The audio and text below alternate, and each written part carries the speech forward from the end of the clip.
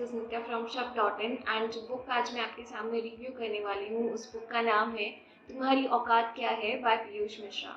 आप सभी इस नाम से बहुत ज़्यादा ऑलरेडी फेमिलियर होंगे बिकॉज ये जो नाम है वो बॉलीवुड में एक इम्पैक्टफुल नाम है।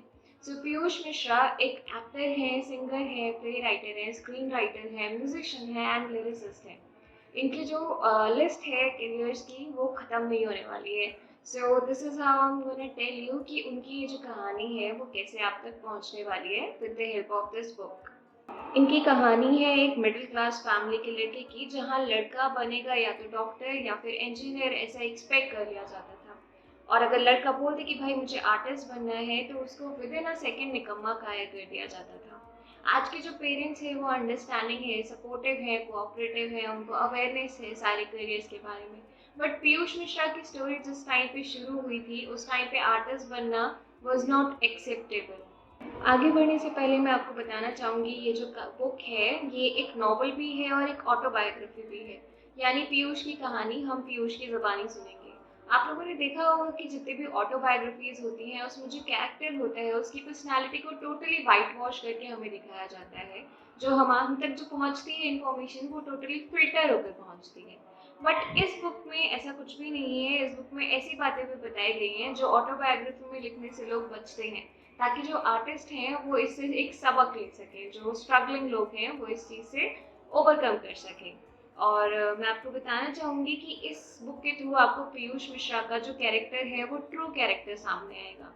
और एक चीज़ जो हम लोग को दिमाग में रखनी है वो ये है कि उपन्यास में कुछ नाम हैं जो बदले गए हैं। पीयूष मिश्रा ने इनफैक्ट खुद का भी नाम चेंज किया है सो दैट वो आगे किसी कंट्रोवर्सी और कॉन्ट्रडिक्शन से बच पाए। He have his own reasons. तो इंसान की जो टेंडेंसी होती है वो ये होती है कि अगर कोई भी इंसान कंट्रोवर्सी में फंसा हुआ है तो हम उसे बहुत जल्दी जज कर लेते हैं। हमें ये भी नहीं पता होता कि उसकी साइड की स्टोरी क्या है। So this is the human tendency. जिस भी इंसान का नाम कंट्रोवर्सी में आ गया हमारे अकॉर्डिंग हम उसे रूड, एरोगेंट और बदतमीज कंसिडर कर लेते हैं। बट ये जो बुक है it's all about listening the story of the person. जो आपको बताने के लिए उसके पास है आप उसे सुनो। तो ये जो कहानी है एक ऐसे लड़के की है जो अपने घर वालों की नहीं सुनता, बागी बन जाता है और सबसे वो लड़कर पहुंचता है नेशनल स्कूल ऑफ ड्रामा में।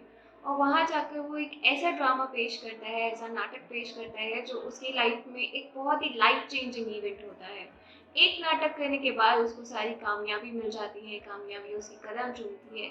But on the other hand जब वो सेम लड़का जिसको एक बार में इतनी ज़्यादा फेम मिल जाती है, जब वो मुंबई पहुँचता है तो पहली बार उसका सामना होता है फेलियर से।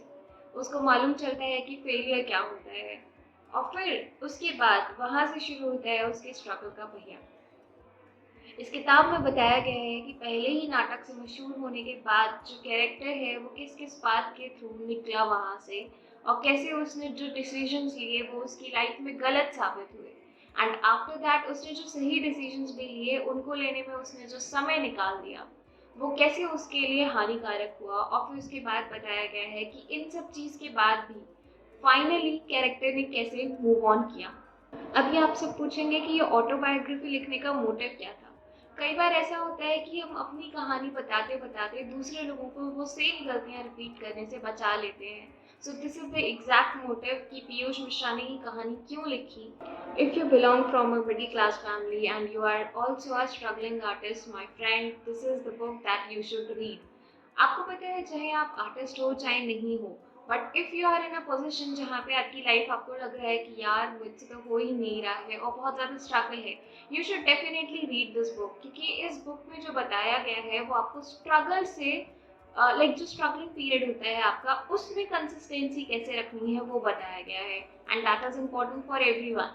आपको मैं ये भी बताना चाहूँगी कि इस बुक में जो बहुत प्यारी बात बताई गई है वो ये बताई गई है कि आप मेडिटेशन के थ्रू कैसे हर चीज़ को पार कर सकते हो और एक आर्टिस्ट की लाइफ में मेडिटेशन कितना ज़्यादा ज़रूरी है।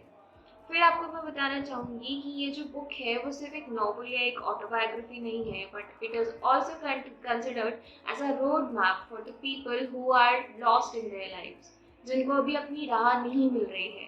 So this is the guiding light, you can follow this book. And of course आपको मैं एक बात और बताना चाहूँगी जो मुझे सबसे ज़्यादा इम्प्रेसिव लगी इस बुक में, दैट इज़ कि इसमें ब्रूटली ऑनेस्टली हर चीज़ बताई गई है। मैंने फिर से आपको बताना चाहूँगी कि इस बुक में हर वो चीज़ लिखी है जो कभी भी कोई भी अपनी ऑटोबायोग्राफी में नहीं लिखना चाहेगा, but you should definitely read this book, क्योंकि इसके हर एक एक पेज में जो आपको ऑनेस्टी सर्व गई है, डेफिनेटली वो आपका दिल जीत लेगी। At the end of this video मैं आप लोग को इस बुक की एक बहुत ही प्यारी पोएम सुनाना चाहूँगी।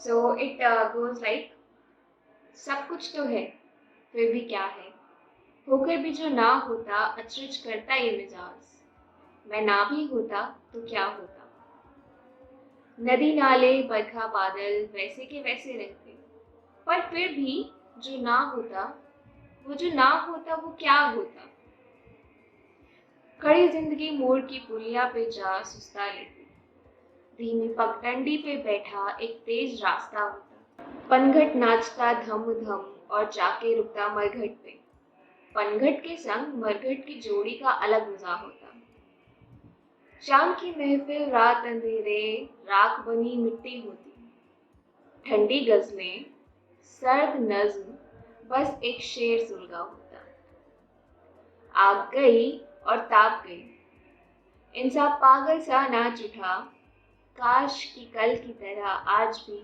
मैं बिफरा बिफरा होता। आप ये बुक ज़रूर पढ़िए। आई वुड सजेस्ट कि आपको ये बुक खुद से पढ़नी चाहिए। इसमें इतनी प्यारी प्यारी पोइट्रीज हैं कि आपको लाइक अंदर से ही फील होगा कि हाँ, this is the right book. आपका टाइम बिल्कुल वेस्ट नहीं हुआ है। For more such reviews, subscribe to our YouTube channel. Thank you for watching. Till then, have a nice time. Goodbye.